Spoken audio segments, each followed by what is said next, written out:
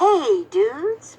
This is Lynne Griffin, Claire in the original Black Christmas, and you're listening to Tommy Throwback Kovac on Splat from the Past, guaranteed to offend and delight everyone out there. Hey dudes, welcome to Splat from the Past, the only 80s themed horror and sci-fi show where things could get totally radical. Now today, I will be welcoming back my good friend, Lynne Griffin, who's been on the show several times now. You all know her from Black Christmas, obviously, and she's coming on the show today. She's going to tell me about the Slaughter Brothers Dime Circus, the show that her and her husband Sean Sullivan have been doing. They were supposed to come on earlier in the year to talk about it, and then it didn't work out because of the pandemic, because they had no venue. But I guess they did it virtually, so we're going to talk about that, and then just talk about any random stuff. I just love Lynn. She's my dirty Canadian aunt, as I call her. So, here is my new interview, I should say, with Lynne Griffin.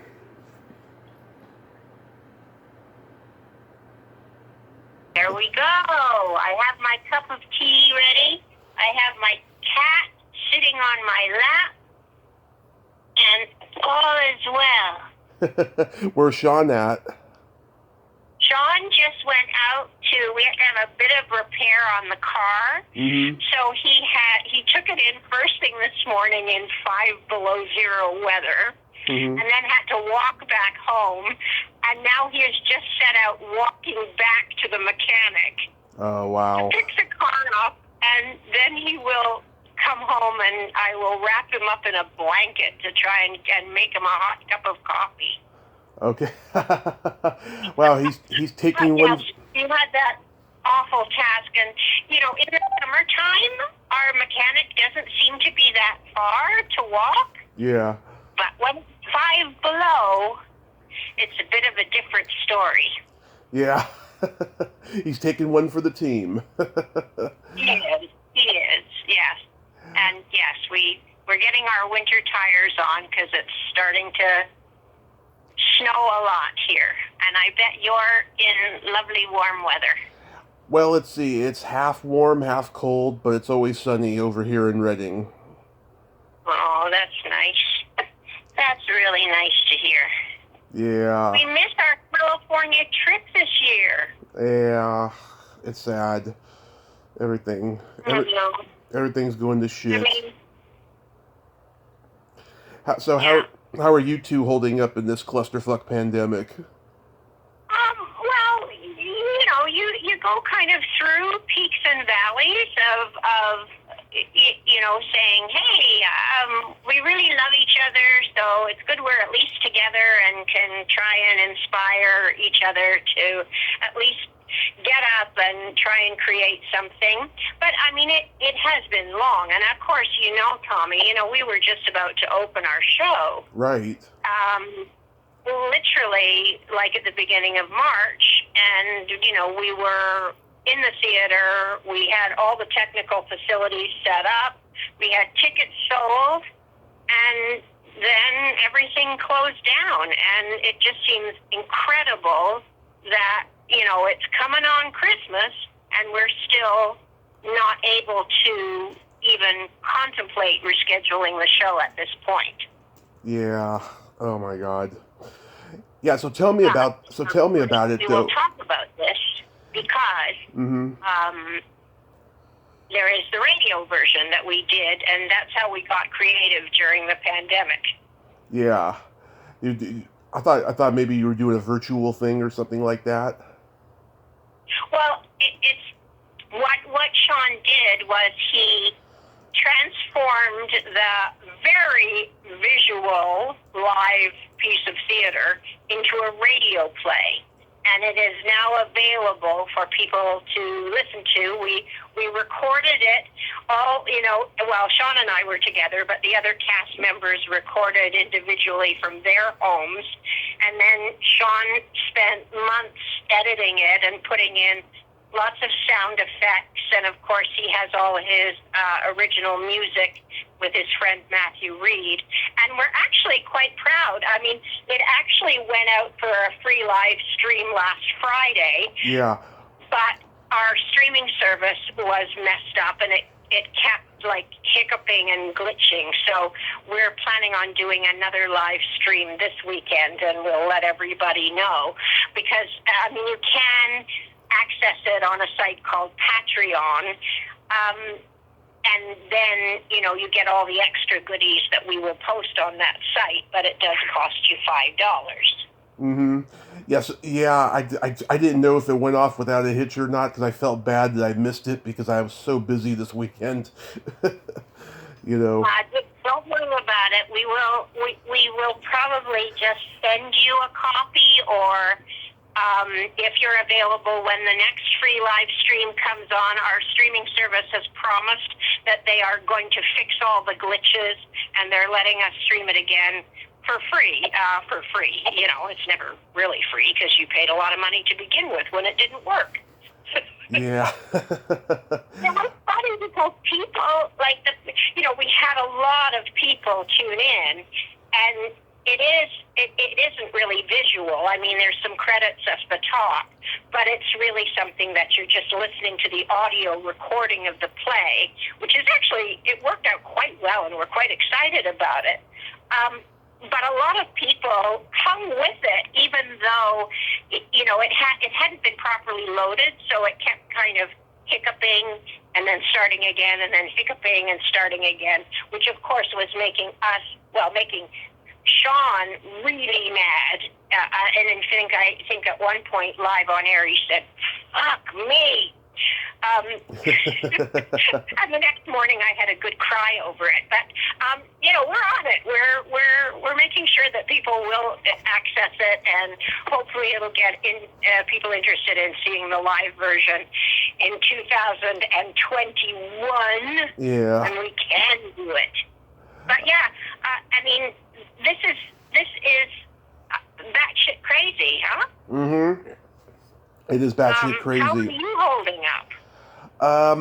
So, my mom had an accident this summer. She had a brain hemorrhage. Oh, yes, I want to talk to you about that. Tell me more detail. Yeah, it was just, alcohol and cannabis oil related. She's just been going through a tough time lately. And right now, and she's getting better. Right now, she's dealing with stuff because my stepfather passed away on Halloween, and we found out the next week about it. Yeah, it's bittersweet. I mean, he was a good guy for 8 years, and then he turned into a complete schmuck after that. And, I'm just worried about my own livelihood with, be decreasing and movie theaters dissolving. I mean, the drive-ins are coming back. I'm happy about that. But I want to be, in a live performance setting, too. Of course we do, yeah. Yeah. And so, wow. I'm just Well, I know just following you, and reading your post that there's been, quite a bit of grief happening in your life. So I'm glad that we have this chance to connect today and hopefully talk about positive things as well as some, maybe we have, I don't know if I have a pandemic joke. I'll try and think of one, but I don't think it's really too easy to joke about. I haven't even heard any pandemic jokes, to be honest. I haven't heard one pandemic joke since it started. Everyone's been serious about it. Yeah. Well, some people have been coming up with just some funny memes on Facebook. But, hey, the first person in the UK got their vaccine today. Oh, that's good. So we're supposed to be getting them here at the end of the week. I mean, obviously you have to be, a care worker or, work at a hospital or be very, very old at first. And then they'll start releasing them more to the general public. And, I'll line up. I'll get that vaccine the first thing that I let it available to me. I'm ready to, beat this sucker. Yeah, I just want everything to go back to normal. Everybody to be nice to each other, and wake up to a brand new day because we have a new president. Hear, hear, and hopefully those it's effing Republicans and the White House, the administration, Mm-hmm. who just accept that fact. Mm-hmm. Yep.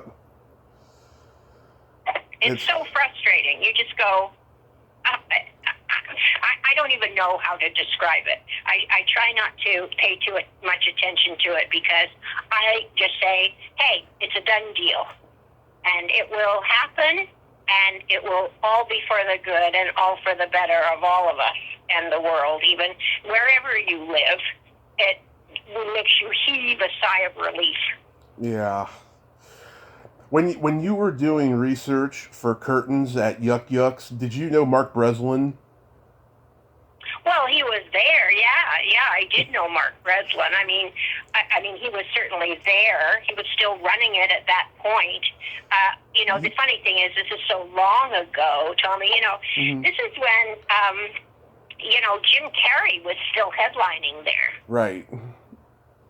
Right. So that was a bit of a, it was a hard act to follow.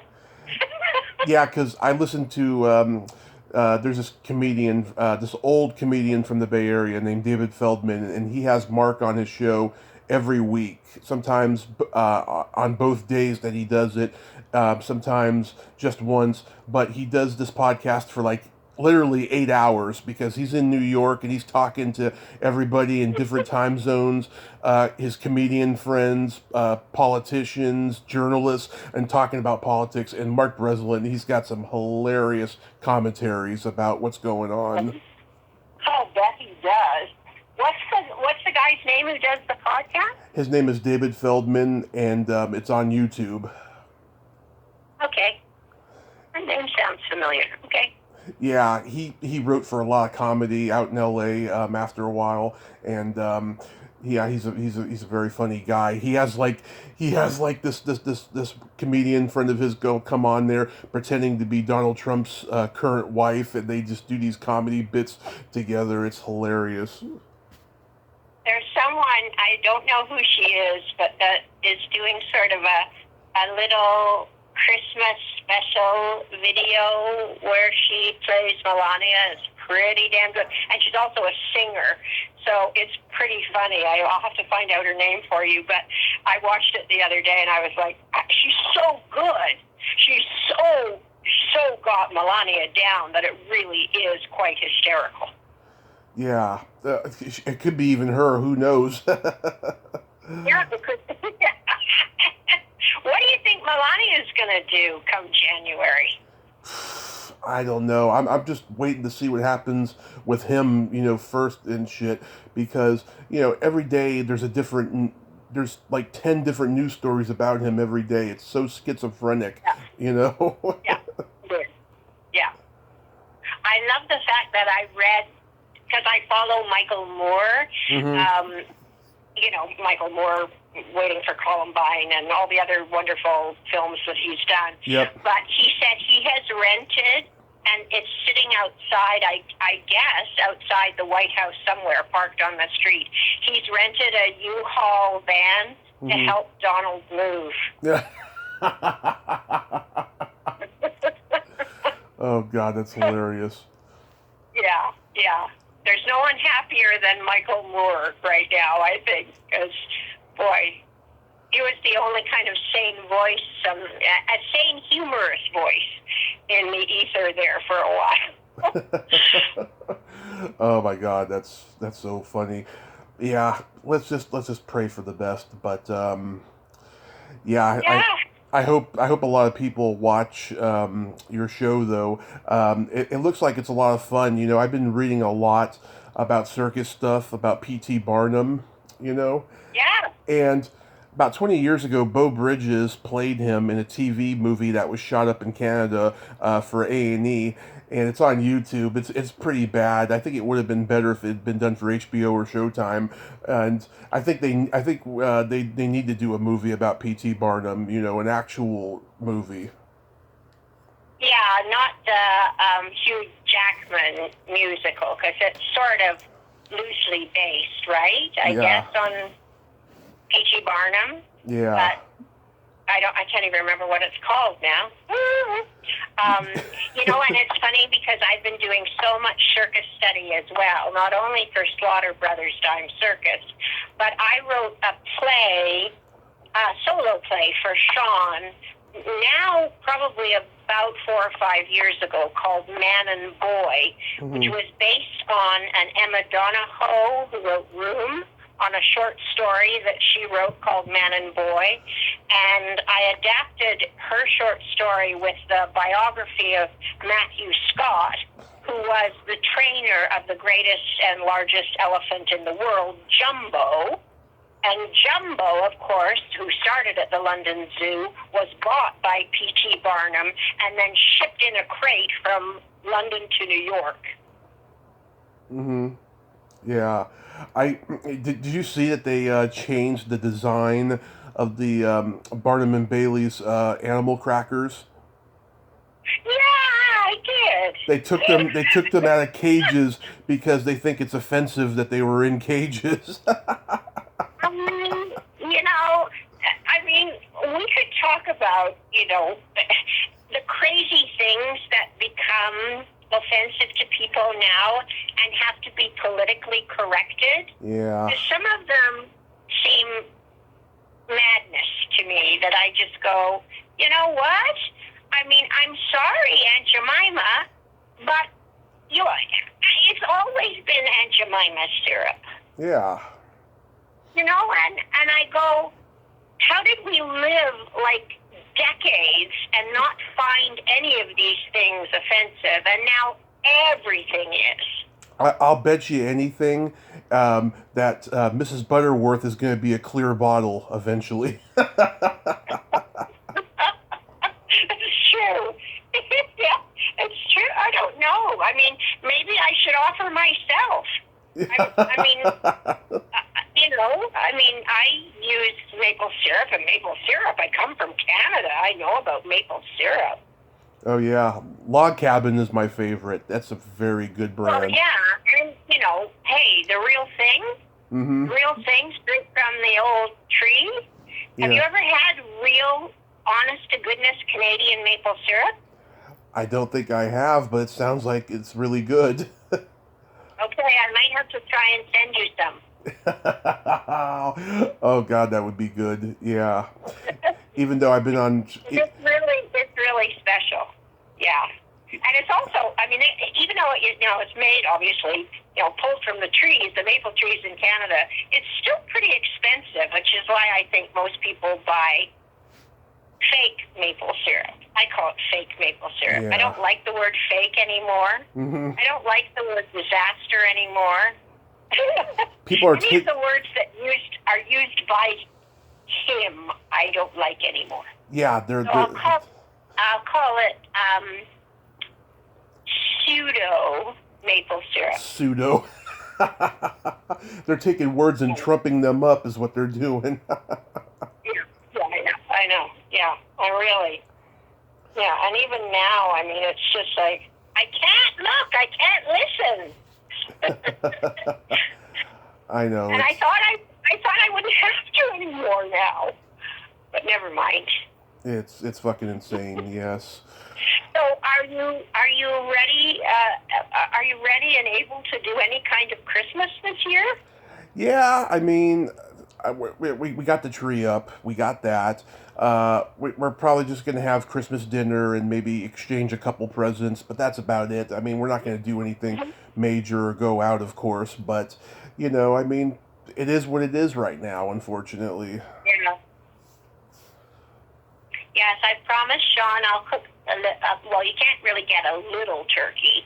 So I said, just, pick up a couple of turkey breasts and a couple of legs, because he's a leg man and I'm a breast woman. If that makes sense. I'll take it all. I just love turkey. Black, dark meat. And the day after, turkey sandwiches, and then the day after that, turkey soup. Yeah, so I promised to do that. We have a little kind of funky metal tree that I think we're going to put up. I mean, we can't put up a real tree because of the cat. Yeah. And we have a new kitten. Same here. New kitten. He's like a year old. Yeah. But I'm sure he would, if we tried to put up a real tree, it would be up for probably about 30 seconds before he destroyed it. Our cat did it last week. Yeah, our cat is a year old. She did it last week. Of course, they can't resist. Yeah. They just can't.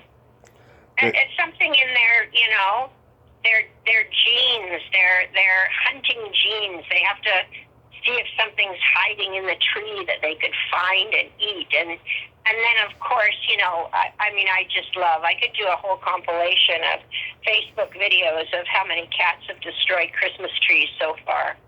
Mm-hmm. Yeah. Oh my God, it's pretty funny. I wanted to ask you, you grew up during the sexual revolution of the 60s. And yeah. I don't know what it was like in Canada. I mean, I heard in the U.S. it was pretty insane, but like what was it like in Canada growing up during that time? Well, I mean, I think I was a little luckier than most because I was in that window between where, I knew of high school girls that were in grades older than me having to leave school because they got pregnant, to the other end of the scale where for young women, even in their late teens and 20s, the birth control pill became available. And my mother, bless her heart, took me to our, GP when I was maybe I was about 18 or 19, and said to him, I want Lynn to go on the pill. Yeah. Because, I don't want her, I don't want any mistakes to happen, and I want her to, basically enjoy her life. Yay, Mom. Anyway, our GP said to us then, very upset. He said, Mrs. Griffin, I would rather you had brought Lynn to me pregnant than asking for the pill. That's pretty strong words. So, yeah. So, my mom, she just said, okay, we're off to Planned Parenthood. And off we went. And, needless to say, then I had, a rather happy and productive, well, not productive, because that would have meant producing something, like a baby. But I had a jolly old time, through my 20s without having to worry. I think, to me, I was so lucky because I was in that really liberated phase before then the door slammed again because of AIDS. Yeah. And once AIDS came around, man, the sexual revolution was completely, as we are, revolutionized because it just couldn't be. Everybody was just so terrified. Yeah. And terrified because they actually didn't know how you could contract it. And, even if you touched someone, it was thought you could get it. So I felt very lucky that I was in a liberated phase. And I think, I don't know. I mean, I was certainly here in Canada. It didn't seem unusual to be sexually active in your, late teens, early 20s without any kind of stigma. Yeah. I mean, and also, don't forget, I was in the theater and doing live theater. And if there's any more randy people, young randy people, they're always doing theater. And, because you have to, back in the day, too, when, intimacy in rehearsal was not frowned upon as it is now. I mean, now you have to sign all kinds of waivers and agree not to touch people, or if you have to kiss in a play, how it has to be done. But back then, I mean, it was free love and, everybody grab whatever you want. And in fact, it was encouraged even when I was at Stratford. We used to have these really touchy-feely exercises as actors. And very, expose kind of. You'd be put on a hot seat, and you'd be asked to describe your either your most wild sexual fantasy or something that you'd actually done, which people would consider beyond regular missionary style love. Yeah. Hard to talk about without getting too gynecological. Yeah. It seems like in those days, people would go to parties, particularly at like the Playboy Mansion, and a man and a woman, they would start making out, and then they would say, let's go find a room to fuck in. But then when they got up and looked around, everyone was having a quickie. You really needed a reservation for any of the rooms. Yeah, They were all exactly. booked up. Yeah. But then, back in my day, there was the back of a car, too. Sometimes even the front seat of a bucket seat car. Yeah. So, now when you look at it, it's like there's just so many things to be afraid of. And I don't know what it's like to be in your early 20s, obviously now, and trying to experience when, we've gone through AIDS. We've gone through, where young women were afraid of getting pregnant, and then we were all afraid of getting AIDS. Now we're all afraid of getting the coronavirus. Yeah. It doesn't make for a very intimate world.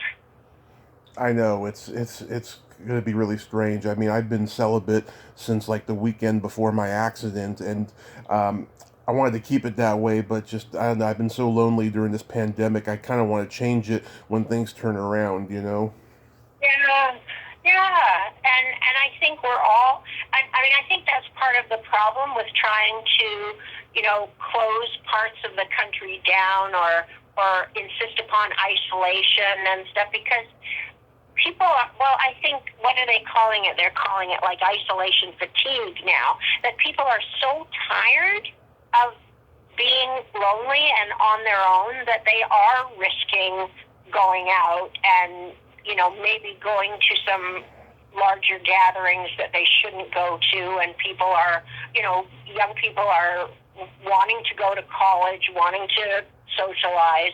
So that part of it is really, really hard. I think of a friend that I have. I mean, she lives alone in a basement apartment, and she has a dog, but she hasn't been able to see anyone. And I think even like her parents are in a nursing home, so she can't see them.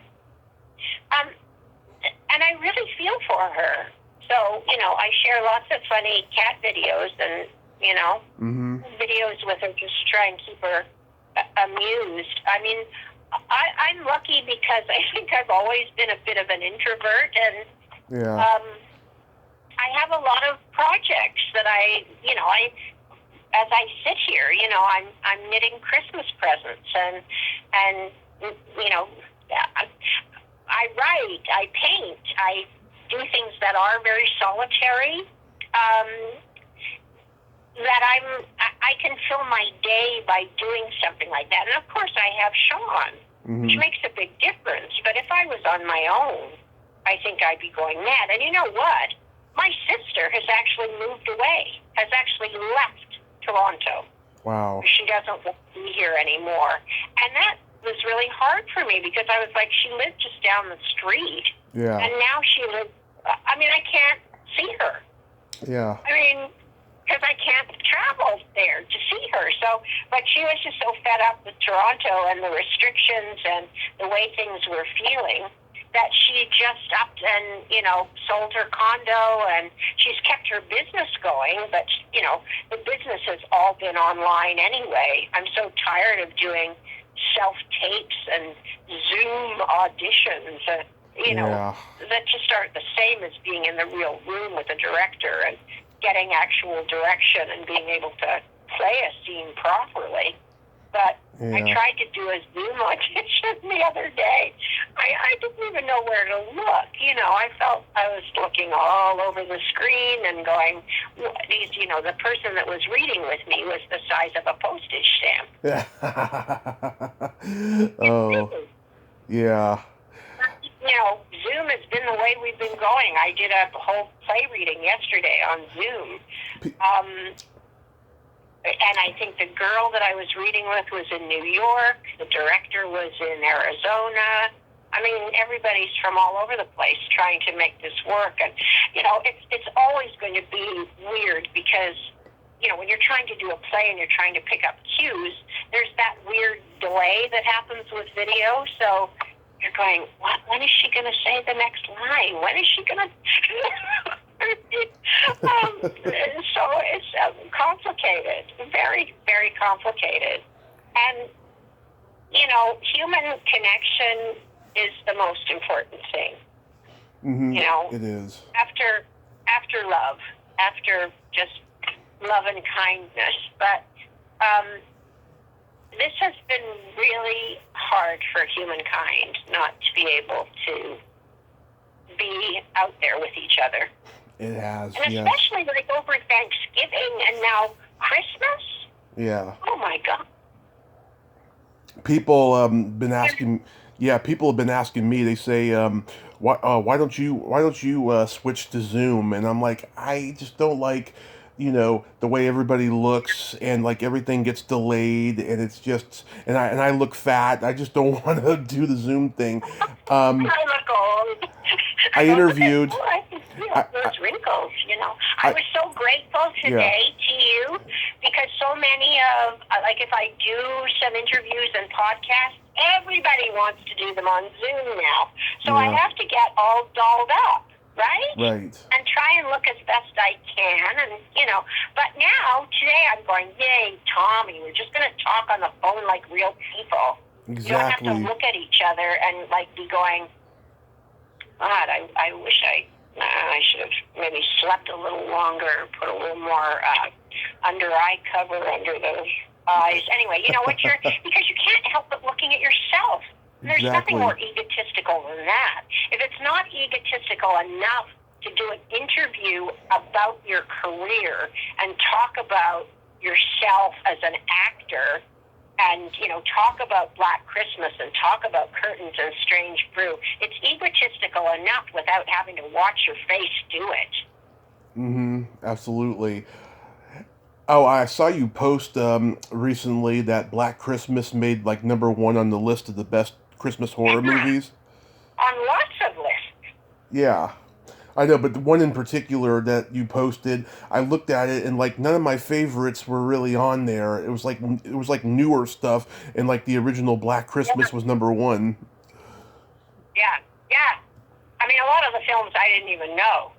Yeah. But that was funny because I kept going through the list, and of course it went from, you know, whatever, I don't know whether it was 100 or 50 or whatever, but it went from 50 down to 1, and I kept getting closer and closer to 1 and going, oh, come on, is Black Christmas not on this list? Yeah. And of course, yay, it's #1. Yeah, I've been, you know, interviewing people from my favorites, Silent Night, Deadly Night movies. I just had Jeffrey Konvitz, who wrote Silent Night, Bloody Night, which probably is the first Christmas slasher movie ever. That was in '72. I mentioned Black Christmas, and he was like, I didn't like that one. Really funny. Yeah, it's funny. I mean, and I think so many people now keep referring to Black Christmas 2, and then there's like the third one. Right. With the very peculiar black goo. Yeah. Have you seen the third one? The No. ending of it is pretty good, and the script isn't bad, but I don't understand the black goo. Yeah, I don't know. There's this one Christmas horror movie I discovered called Bloodbeat, and I'm trying to get the director on. He was supposed to do the show last week, and then something happened, and may happen this week or next. It's about a samurai warrior who's like attacking a family during Christmas time in rural Wisconsin, and this director is French, right? He's from France. I want to find out, like, what was his mind process to doing this, you know? Samurai warrior attacking a family in Wisconsin. Yeah, it's called Blood Beat. Uh, And you know what a blood beat is, right? You know what? I have to try and watch this one. Did you say Blood Beat? Yes, it's on YouTube. And do you know what a blood beat is?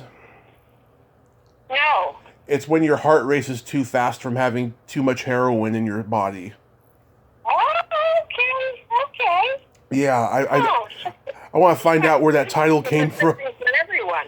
Yeah, I wonder where he got that title from to call it that, you know. I guess he didn't want to do the cliche, you know, Christmas horror movie names. Right.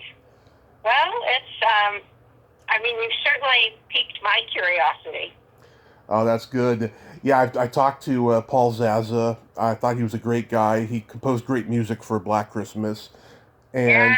I talked to Carl Zittrer the other day. He was kind of bitter. What's he doing? Uh, It's funny because I've actually been trying to reach him. yeah. Because there was someone who wanted him to come to like some kind of Black Christmas screening thing with me. Not this year, but maybe a couple of years ago. Yeah. And the email that I had for him seemed to have been overtaken by some woman whose last name was Zitter, but it wasn't him anymore, so I never was able to contact him. I think he's in New York, if I'm not mistaken, or he could be in LA. I can't remember. I just remember my time zone. I don't know if he had the same one or not, but Right. yeah. No, he was okay, but it just, you know, he used his, you know, his tough, unique exterior to like express, you know, what sounded like bitterness, you know. It happens. Well, I mean, yeah. I think people who haven't been able to have any kind of creative outlet for the last 8 months, I don't know when you interviewed him. Maybe he's been Last there week. for a long time.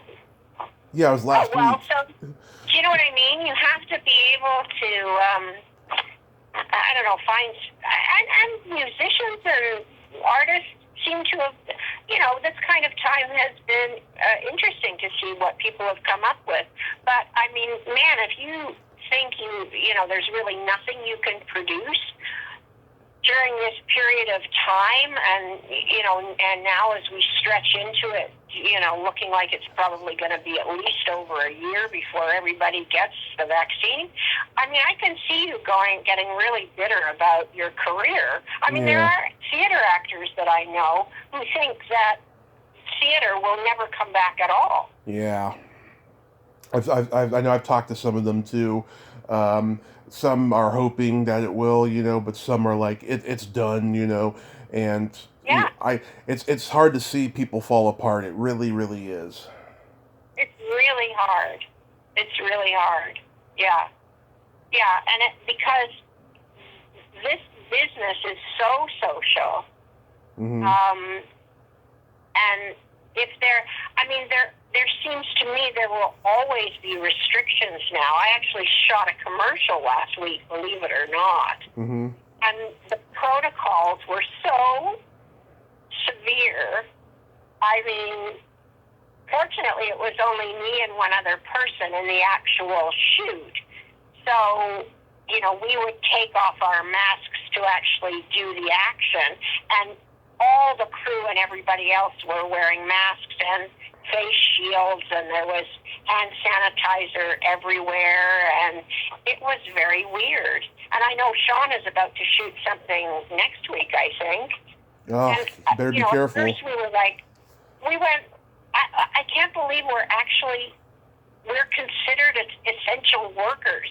So we can actually go ahead and shoot episodic series and commercials and stuff, and go, really?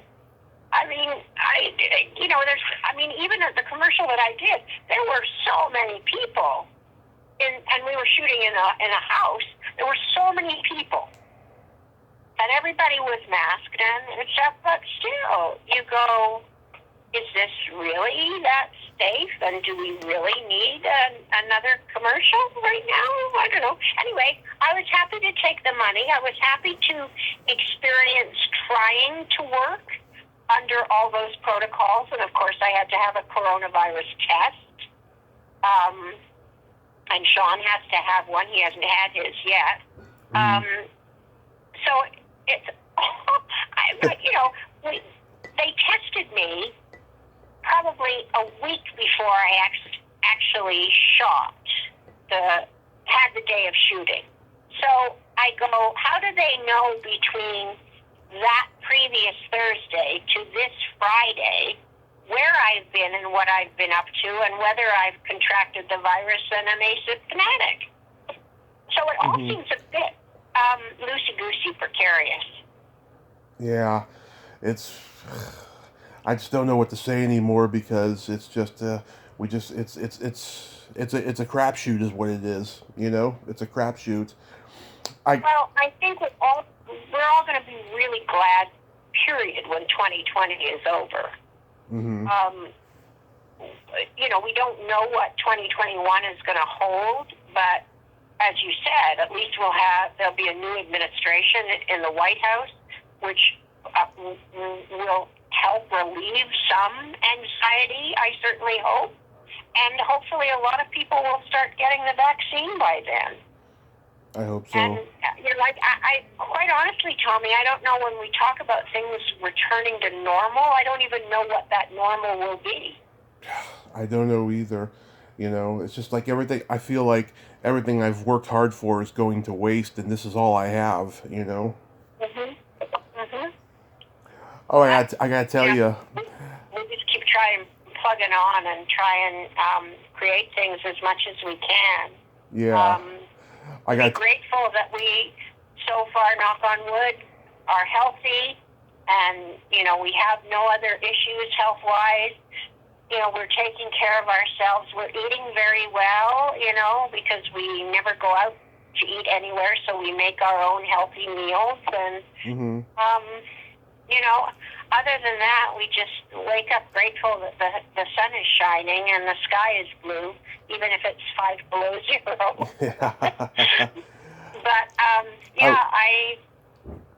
I kind of got past the point where I was just so frustrated that I would go, what's the point? What's the point of getting out of bed? I'll just check my Facebook and see if there's anything interesting to read and anything interesting anybody else is doing. And then I went, well, Sean is great. Sean is the ultimate optimist. You know that, right? I don't know. Maybe you don't know that. He's very optimistic. Pollyanna and ants. So he's always, he always seems grateful, and he gets up and does his little gratitude meditation every day, and he's always in a jolly mood. He always looks at me first thing that he wakes up and he's smiling. So that's a good thing. Yeah, absolutely. And boy, are the cats have gone completely crazy in love with us. Yeah. Because we're spending so much time with them, they're like, and they've all started to get along really well. So they entertain us by, chasing each other around the house and cuddling up together and washing each other until it always devolves into a rumble. That's yeah. Yeah. I wanted to tell you, I've been going on Amazon Prime a lot lately, and I saw the documentary your former neighbors Dick and Lainey Miller made about Dick's career. Yeah, it's about 6 years old now. I was watching it last night. Oh my God, they were just talking about like nearly every movie he's ever been in. Wow. And was that on YouTube, you said, or that was on Amazon Prime? This was on Amazon Prime. Got it. Okay. And it's one of the free movies. And yeah, it was really entertaining and stuff. I had a falling out with Lainey, unfortunately. I never really knew her that well. It was always Dick who was sort of, in the yard and outside of his house, and we always meet taking the garbage cans in and out and stuff like that. But I didn't really have much to do with Lainey. She's a very strange and complex woman, and so like I told her a joke that I've told you before, and Yeah. she got offended by that. And let me tell you, she was in The Graduate playing that stripper, right? So it's just like, I don't know, I saw some hypocrisy there, and so, yeah, she unfriended me after that. Oh my God. Oh man. Yeah. Yeah. Well, who knows? As I said, Yeah, old age comes on to people in strange ways. it Some does. of us get jolly and eccentric, like me, and some of us get bitter and angry. I love eccentric you, I really do. But you know what I mean? I mean, it really is shitty getting old when you go, this hurts today and now that hurts tomorrow, and I guess I'm going to have to start thinking about wearing a knee brace because I have sort of an arthritic knee. Oh Yeah. my God, Sean gets upset because his hair's falling out. Yeah. There's so much to be pissed off about when Yeah. you're aging, and then you go, well, everybody has to go through it. I mean, I would love to be 26 again, but, well, I don't know about 26. That was a pretty crazy time for me. Maybe more like 36. That's when I met Sean. Mm-hmm. Okay. But yeah, it would be lovely to turn back the clock, and but I go at the same time. I mean, I feel lucky because I haven't had anything really serious to deal with in terms of my body, my health, my mind. Yeah. God help us. I had a friend who got Alzheimer's and dementia. That I don't think there's anything worse than that. Like still being sort of intact in body and soul, but you can't remember anything Right. of even your own family. So knock on wood. I'm doing that again. I knock on wood a lot right now. That, We all do. I'm lucky. I'm lucky.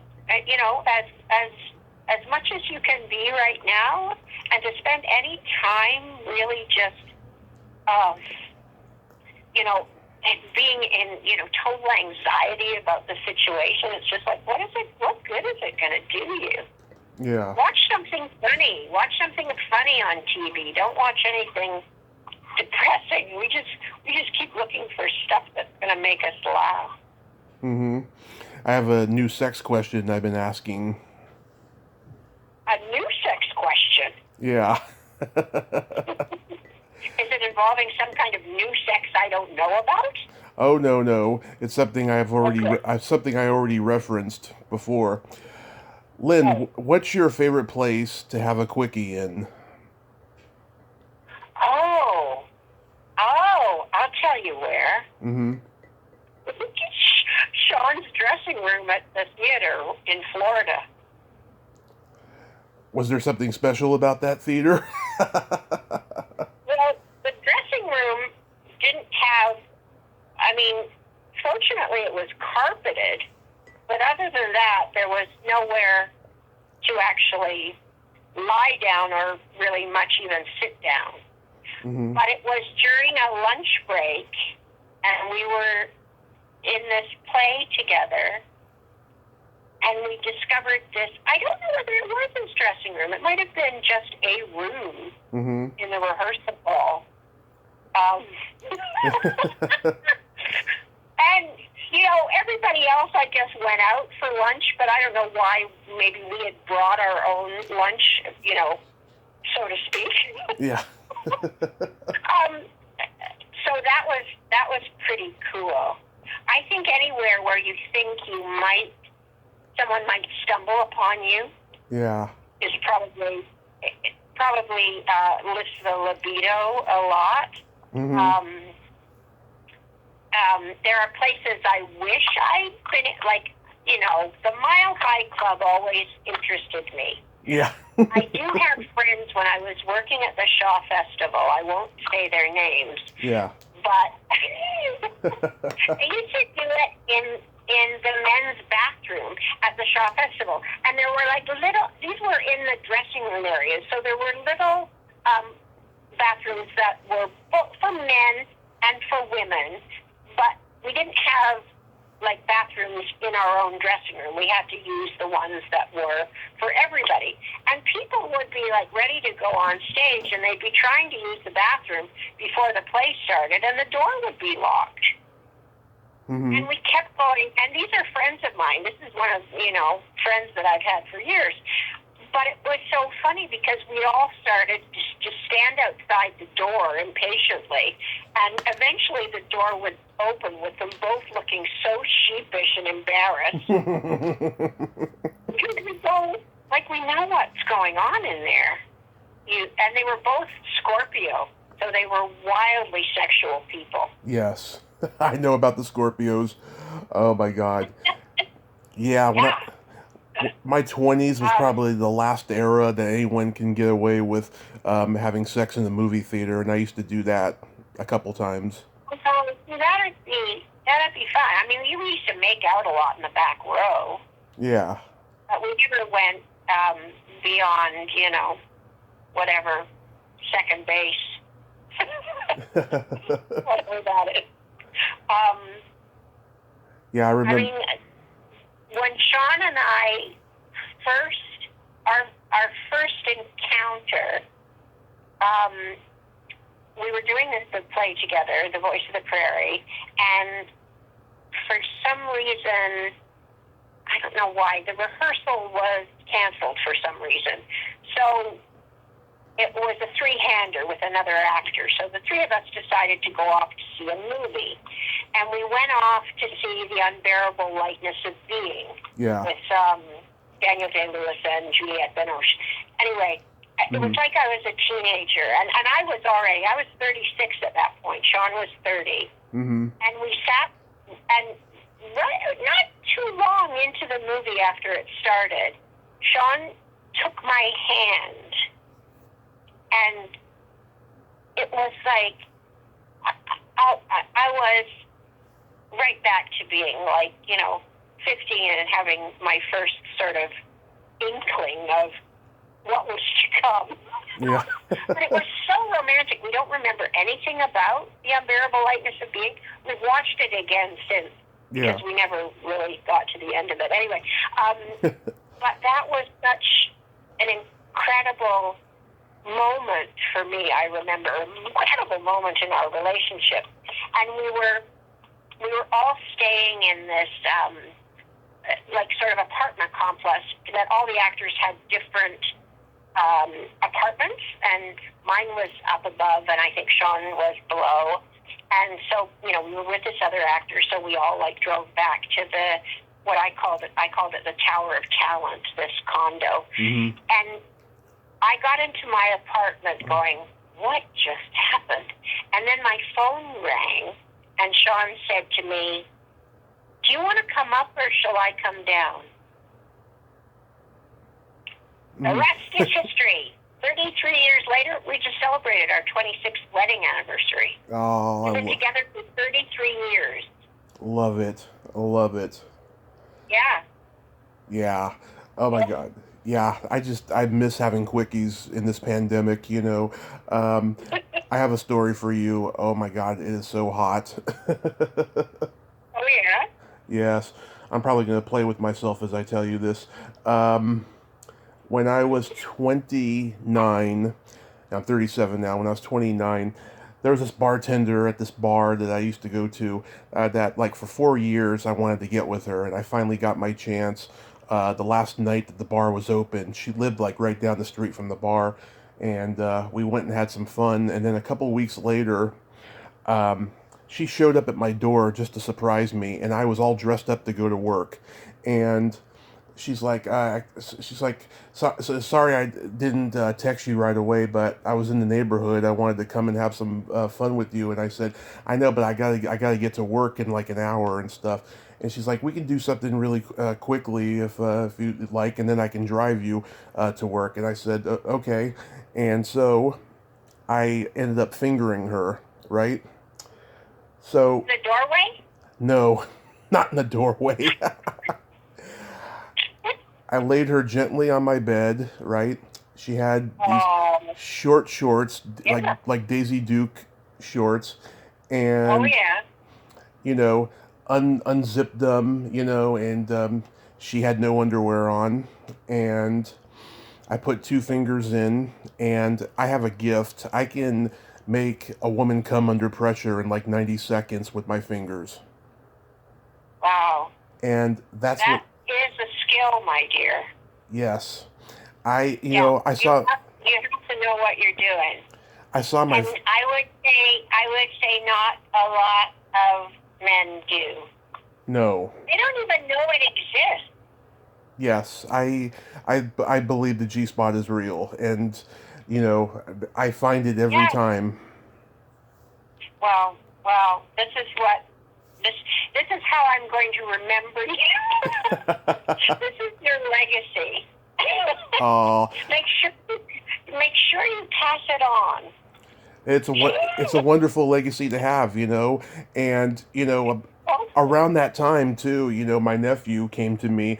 He's 10 years younger than I am, and he was inexperienced, right? And I taught him the basics on how to do it, and yeah, he can do it now. Wow. Yeah, well, maybe you can send a little anonymous email to Sean. Sorry, he's coming home now. I think he's at the door. What he has? No, maybe that was. I think it was just the mailman. Yeah. It was Sean. Wait, so he has trouble finding your G spot? Yeah.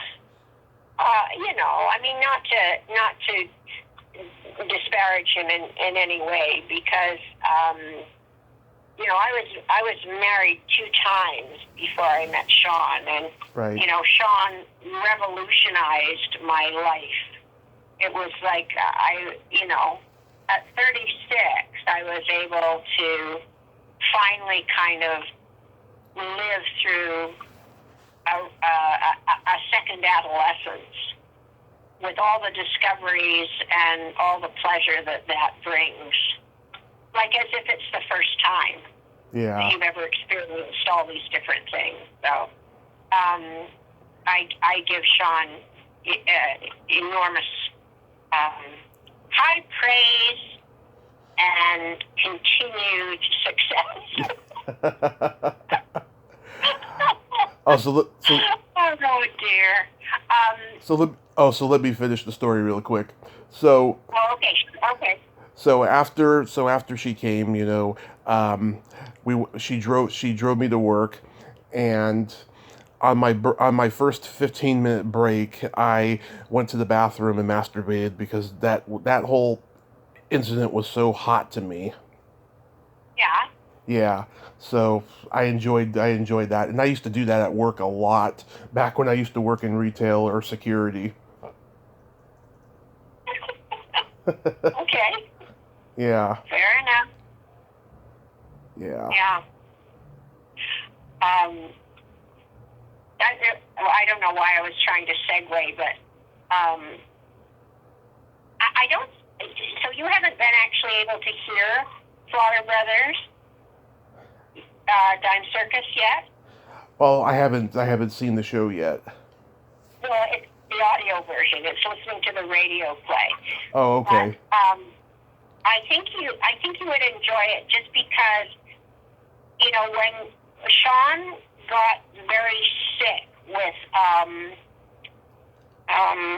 what do you call it, giardia, Mm-hmm. like from, I guess, drinking tainted water when we were in Ottawa. Anyway, then he came to visit me, and I was doing a play in Vancouver, and he got very, very sick, and he was having lots of high fever and all that kind of thing.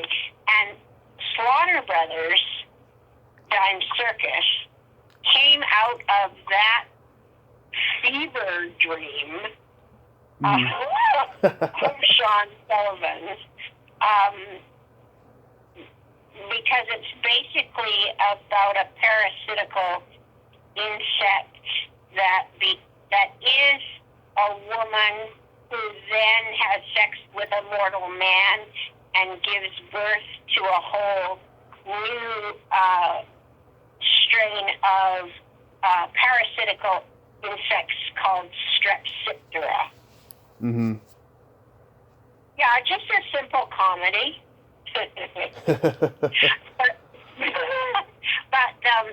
Sean, obviously, when you eventually hear it, you'll go, he had some pretty crazy dreams during that sickness, because he got pretty wild. Mm-hmm. Yeah. I don't think it's suitable for children, if you know what I mean. Oh, that's what I love. I love stuff that's not suitable for children. Yeah, it's definitely. I don't even think it would be like whatever they call like 14 is okay. No, I think it's not exactly R-rated, but it certainly, it dances along the edge of the envelope. Mm-hmm. Yeah. So you have to hear it. I will. Can I plug the site? Can I say that Patreon is available? You just go on www.patreon.com/babymonsterproductions. Mm-hmm. And you can hear it. It's called the Slaughter Brothers Dime Circus. It's a radio version. It runs about 72 minutes. It's got lots of music and lots of naughty bits. And I'm in naughty bits. And Sean plays pretty much the lead. And our fabulous snake lady, Mm-hmm. you have to hear her. Actually, I have a photograph of, that was Stephanie Mercedes. Yeah. I have a photograph of her that's like so hot, where she's got a snake wrapped around her neck. Ooh. Anyway, and she's a beautiful singer as well. Anyway, that's all. That's all the plug I'll do about Slaughter Brothers. And today is the... How much else has been happening in our careers apart from me shooting a commercial for Molson's Canadian? Of course. Ridiculous. I was going to say, today's the 40th anniversary of John Lennon's death. Yeah, and God, you know where I was? Huh. I was shooting the pre-curtain. I was shooting long days, and I was literally like coming home from set and, eating something real quick and then going to bed and sleeping, and then my driver would pick me up like very early in the morning, Mm-hmm. about 7 in the morning, and I remember getting into the back of the car that morning and him telling me the news. I remember exactly where I was, and the fact that, we got to set that day, and it was very hard to actually just continue with the work because we were all devastated. Yeah. Oh my God. Yeah, it's funny. I was a Paul McCartney guy my whole life, and then in the last decade or so, and in the last decade or so, I've become more accustomed to Lennon's work and respected it more than I did. My dad was always a Lennon guy, but I've actually gotten into it more in the last decade, and it's just so crazy about how Nixon thought he was a threat to the country. Yeah. Well, his comment about, being more popular than Jesus got him in a lot of trouble. Oh, that was before, though. That was when he was still in the Beatles. That was before, but he was, of the Beatles, probably the most controversial. Yeah, without a doubt, the most controversial. And it was probably... I was just going to say, Sean is a George Harrison guy. Oh, yeah, George Harrison was great. Paul is kind of prodigy-like, but George was really prodigy-like in that, he was the quiet one, and he just pulled the ideas out of his head that you would go, wait, he came up with that, Yeah. And I think, too, because Sean and he share the same birthday. Mm-hmm. That's probably why it's also why, but he just loves the music. February 24th? Anyway. Yeah. Once he met Ravi Shankar and all that fabulous sitar music began to influence him, it was totally cool. Yeah, it's. I mean, I respect it, but it's not like my favorite tracks to listen to, No, nor really mine. And I mean, I've sort of gotten into them more since, Sean has been interested in the concert for Bangladesh. Oh, yeah. But yeah, I mean, obviously, I'm a girl, and I thought, back then, Paul McCartney was the cutest of them all. Yeah, they all did. My mom. Yeah, but the other guys didn't. We were smitten with the cute baby face. Yeah, my mom. She went to go to see the Beatles at trying to remember where it was. I think it was at the Cow Palace in San Francisco or the Hollywood Bowl. It was one of the two. My great aunt had connections because she was head of craft services at the Hilton in San Francisco, and my mom got to see them play right at the height of Beatlemania in '64, and she got to meet them and got their autograph, and my uncle accidentally threw the autograph out. Duh! Yeah. Wow! Yeah.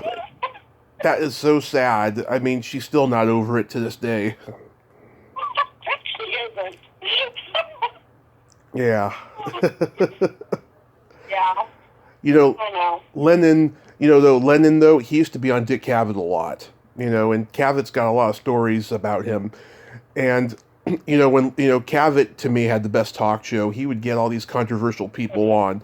And when Woodstock happened, he had all these Woodstock people come on, all these hippie bands come on, and some conservative at ABC was like, all right, there's not going to be any flag burning on the show, is there? And Cavett said, no, but if you ask them nicely, they will. Have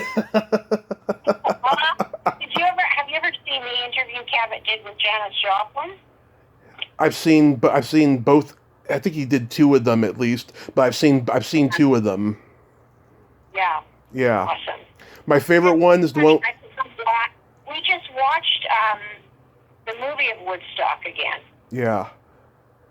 Like the director's cut raw footage of Woodstock. I don't know what brought us to that.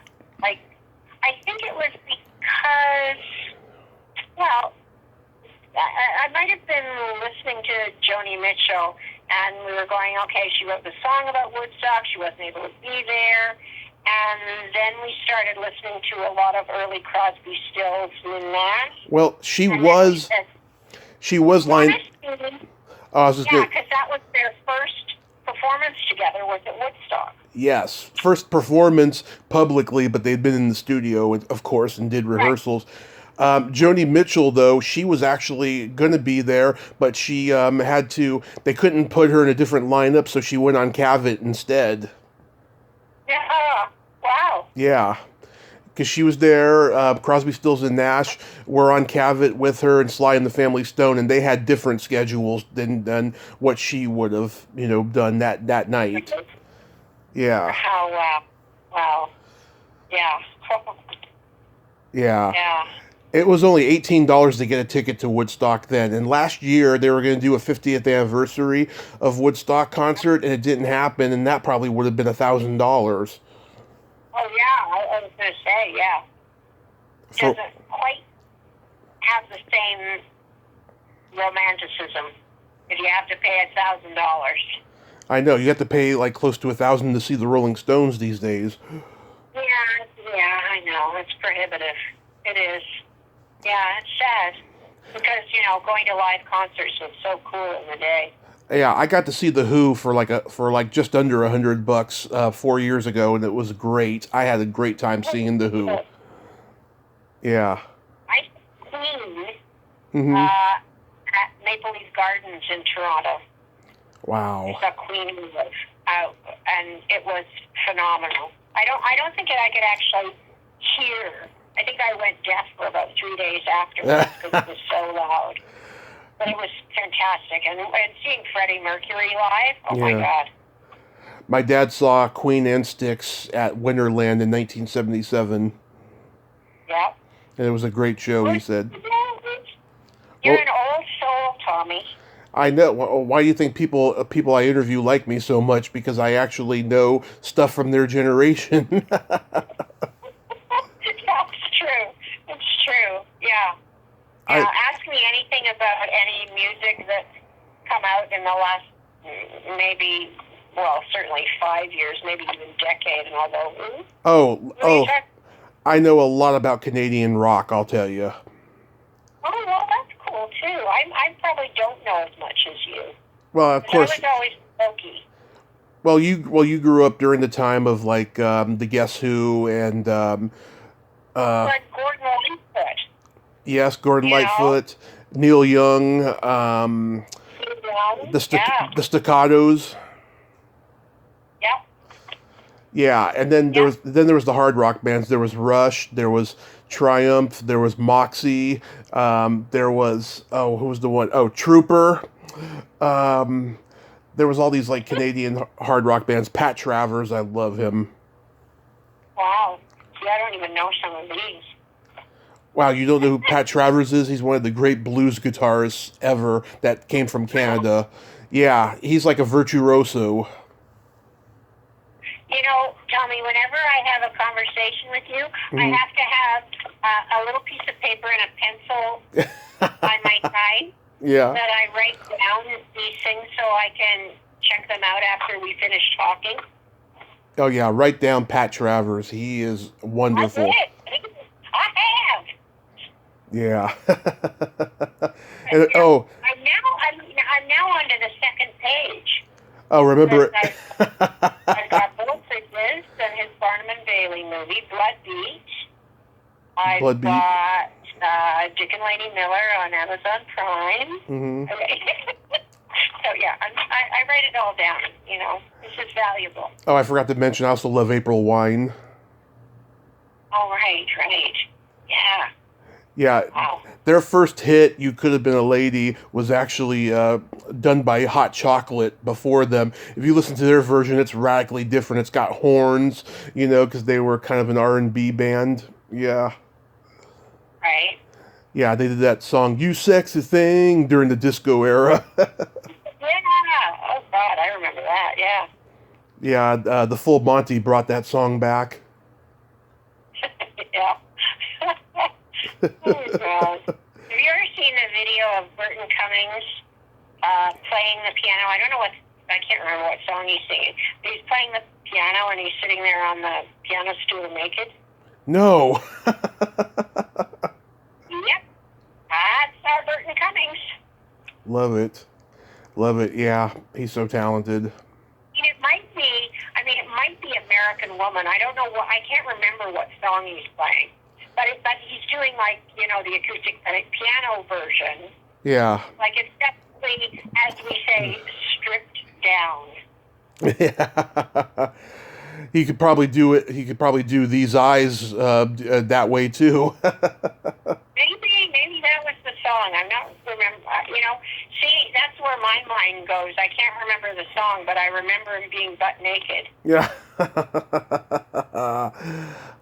Hey, I forgot to ask you, what color are your nails today? Oh, it's sad. They're natural. Same Nobody here. sees them. So I don't have anything. I don't have anything fascinating to reveal about that. Same here. I'm wearing makeup. I've stopped doing anything. I haven't had a haircut in 8 months, so my hair is now practically touching my shoulders, and it's in ringlets. Yeah. I have curly hair, but it's actually in ringlets. I've had 2 haircuts since the pandemic. Yeah, well, you know, we have a friend who comes to our house who generally cuts our hair, but, you know, we haven't wanted to ask him. I've been talking to him, and I kind of go, you know, well, 2 times now I've tried to actually cut Sean's hair myself. Yeah. Not completely unsuccessfully. I must say. Yeah, it And happens. now he's letting his hair grow because the thing he just got cast in, he's playing an old hippie. Mm-hmm. He's playing an old hippie. Yeah, and he has a mustache now. Yeah. I think I actually may have seen a picture of him with a mustache recently. Well, because he had to have a mustache for the Umbrella Academy. Mm-hmm. And then when he heard that it was coming back for a third season, Yeah. he decided, like, rather than having to wear a phony mustache, maybe it would be, like, good juju to actually grow his own, and then he'll be sure to be asked back. Mm-hmm. Yeah. I thought it looked pretty funny. Yeah. Yeah. It certainly tickles. Yeah. Oh, I bet it does, Lynn. I don't have a joke this time. I should have thought of a joke. I got jokes, don't worry. I actually had heard a good one, and I remember at the time. I'm terrible with jokes. I'm terrible trying to remember them. But I heard a good one, and I remember turning to Sean and saying, that would be a good one for me to remember to tell Tommy. Mm-hmm. But I didn't. So anyway, you go ahead and tell your joke. Okay. What did the elephant say to the naked man? I don't know. I have one of those. No, I don't know. What did he say? Man, how can you breathe through that thing? That's good. That's a good one. Thank you. And Hi, Sean just came home. Okay. So keep it crazy. Why did Frosty the Snowman have a smile on his face? I don't know. Why? He saw the snowblower across the street. Didn't we have a good joke for Tommy? Sean, was it a Christmas? Was it kind of Christmassy or? Oh, man. I know, I don't remember. I know that we had said to each other, that would be a good joke for Tommy, but now I don't remember it. Yeah. Did you get my Christmas card yet? No, I haven't. Well, I tell you, mail has been really slow. Yeah, well, I put a good one in there. Okay, good. Yeah. Give me your snail mail address again. Oh, I'll message it to you. Okay, message it to me, because otherwise it'll be, tell the world where you're living and see what happens. You'll maybe get some stalkers. Oh, I have enough. I have enough of those already. I know. That's a good thing about the pandemic and not being able to go to the conventions. I haven't been stalked lately. Really? Who'd you get stalked from before? Huh? Who stalked you before? Oh, well, hey, I don't know him. Yeah, obviously. He kept turning up at the hotel everywhere I was. Mm-hmm. And usually, I'd get into an empty elevator and he would be able to, stop the door and get in before I was able to shut the door. And he always said, that he had his own horror film that he wanted to show me in his room. Oh, God. And, of course, he had a brand new script for me to star in, but, Oh, God. who knows? He could have been the next Quentin Tarantino, and I tried to avoid him. My stalkers are just trolls who comment on my podcast videos, or people who are desperately trying to get into the business and stuff. It's I'm trying to get into it too. It's I can't be any help of you. It's weird. Right. It's in this business when people say, well, how do you get into just being in a film and shooting a horror film, and you're if I knew the quick answer and the magic potion to that, I'd be using it on myself. I just tell them. I have one a new little horror film that's playing at the Blood in the Snow. There's what do you call it? A festival here that's called Blood in the Snow. Anyway, I shot that, and that's going to be on Blood in the Snow. But I don't, I mean, it's all virtual now because Right. it's not actually, the festival isn't actually happening live where we get to go to it. But it's called Mourn, MOURN, Mourn. And maybe I'll be able to find it and I'll send you a copy. Oh, that would be great. Yeah, I tell anybody, I say, if you want to get into the business, be a social butterfly at conventions or anywhere around Hollywood and stuff. That's pretty much the key to it, I think. Yeah, I agree. Yeah. But I want to shoot another horror film. I'm putting it out into the universe. Well, I wanted to make my movie, before the pandemic. I was actually going to start asking for financing and stuff, and let's see what happens if I can get you a part in it. If it happens. Yeah, write me a part. Yeah. Yeah. There's this guy here. I think his name is Dave McCrae. Mm-hmm. He did sort of a tribute to Black Christmas. It's like supposedly a sequel. I think he shot it, during the pandemic. Crazy enough. Anyway, and it's called It's Me, Billy.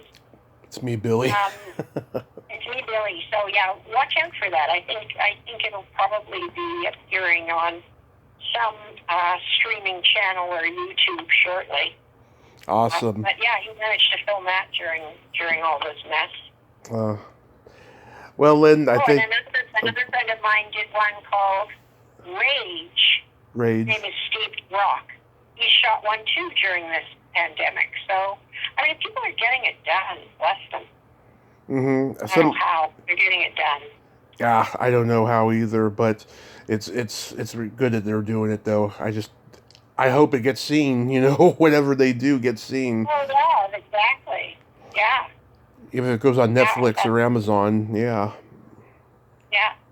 Yeah. Well, Lynn, I thank you so much for coming on again, darling. I always have a great time with you. My pleasure. You're always.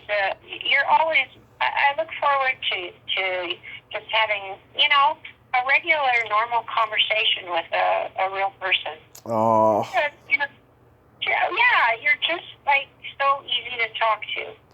You're special in my. So send me your snail mail. Mm-hmm, I will. And I look forward to your Christmas card. Yeah, you're gonna. You probably put your address on the Christmas card, right? Obviously, yeah.